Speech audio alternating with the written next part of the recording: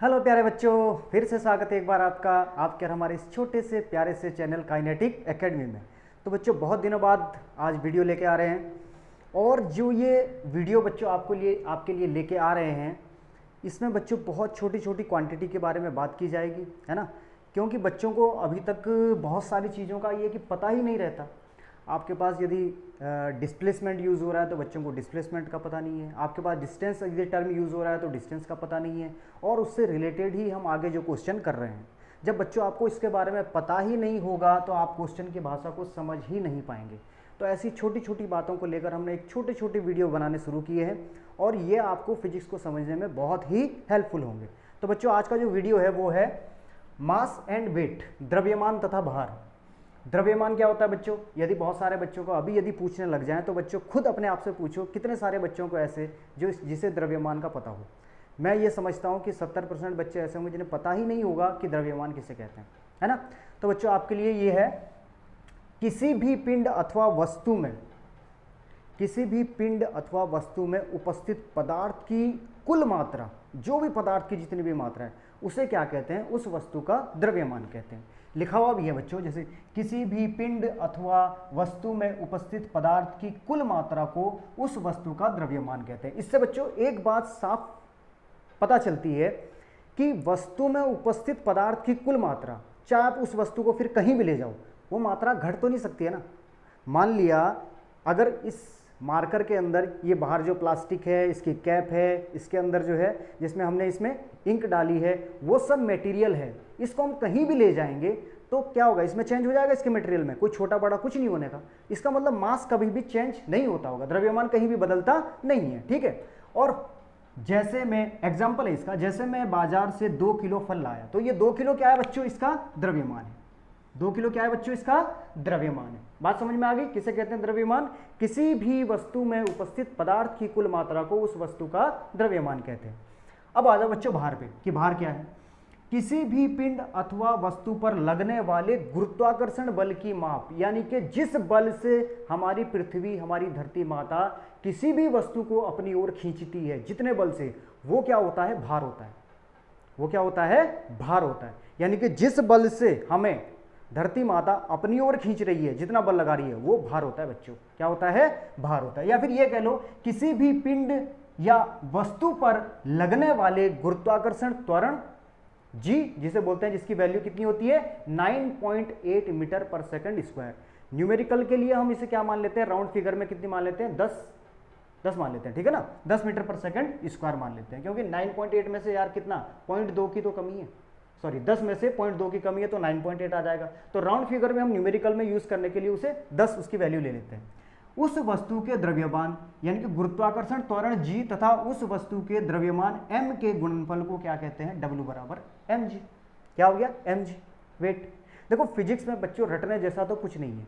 यदि आप मतलब समझ जाओ, W यानी कि वेट, वेट माने भार, भार बराबर mg, यदि ये भी आपको पता हो तो भी कोई दिक्कत नहीं है, तो भी इस परिभाषा को रटने का कोई मतलब नहीं है, ठीक है। समझने वाली बात है। W बराबर mg, यानी कि किसी वस्तु का भार क्या होता है? उस वस्तु में उपस्थित उस वस्तु का क्या? द्रव्यमान। द्रव्यमान आप समझ गए। और उस पर लगने वाले गुरुत्वाकर्षण त्वरण का क्या हुआ? यहाँ पे गुणनफल हुआ। m और g की क्या हो रही है? गुणा हो रही है। तो इन दोनों का गुणनफल क्या आ रहा है? उस वस्तु का भार कहलाता है। इतनी बात समझ में आ गई। अब देखते हैं द्रव्यमान में और भार में अंतर क्या है। द्रव्यमान में और भार में अंतर। द्रव्यमान कभी भी शून्य नहीं हो सकता, कभी भी शून्य नहीं हो सकता द्रव्यमान, ठीक है। बात समझ में आ गई। और क्या है? स्केलर क्वांटिटी है, अदिश राशि है भाई, अदिश राशि है। दिशा का इस पर कोई फर्क नहीं पड़ता है। मान लिया मैं इसे बाजार से खरीद के लाया, इसका वेट ज़्यादा से ज़्यादा, मैं ये कहूँ यदि 100 ग्राम इसका वेट है, तो 100 ग्राम चाहे मैं इसको सिर पे उठा के लाऊं, चाहे जेब में रख के लाऊं, चाहे ऐसे हाथ में उठा के लाऊं, कैसे भी उठा के लाऊं, इससे कोई फर्क नहीं पड़ता, क्योंकि वो इन्फॉर्मेशन इसके लिए कंप्लीट है। इसका वेट कितना है? 100 ग्राम है, बस, बाकी इससे कोई मतलब नहीं है।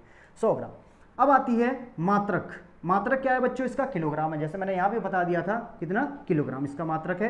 और ये कभी भी चेंज नहीं होता है। जैसे मैंने अभी बताया भी था आपको, कहीं भी हम जाएंगे इसे लेकर, चाहे किसी भी प्लेनेट पर चले जाएं, किसी भी ग्रह पर चले जाएं, किसी भी मीडियम में चले जाएं, पानी में चले जाएं या तेल में डूब जाएं, कहीं भी, तो इसका मान नहीं बदलेगा, इसका द्रव्यमान नहीं बदलेगा, ठीक है। क्योंकि द्रव्यमान क्या है? इसमें जो मटेरियल है, इसमें जो मटेरियल है टोटल, वो क्या है? मास है। वो कभी चेंज हो ही नहीं सकता।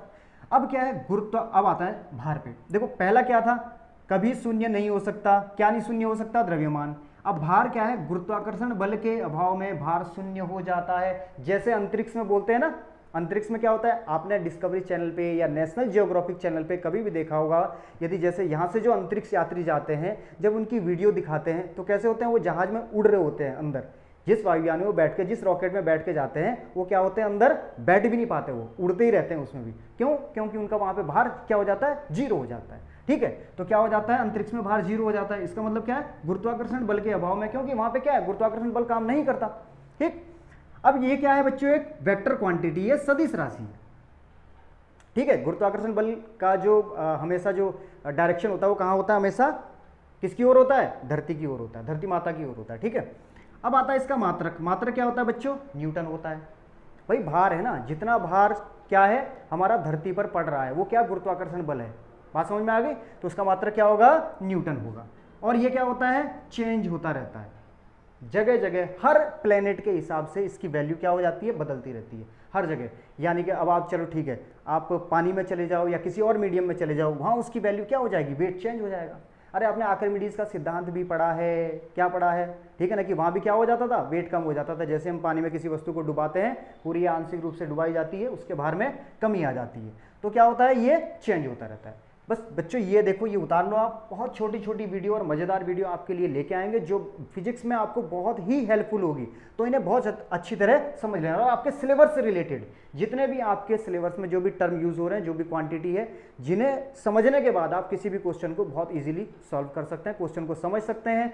और जो भी इसमें प्रिंसिपल है, लॉस है, ठीक है ना, थ्योरी है, आपकी डेरिवेशन है, सब आपको समझने में बहुत ही आसानी होगी। ठीक है बच्चों, अब नए वीडियो के साथ मिलेंगे, लेकिन देखते रहना जरूर। ठीक है, तब तक के लिए टेक केयर, बाय बाय।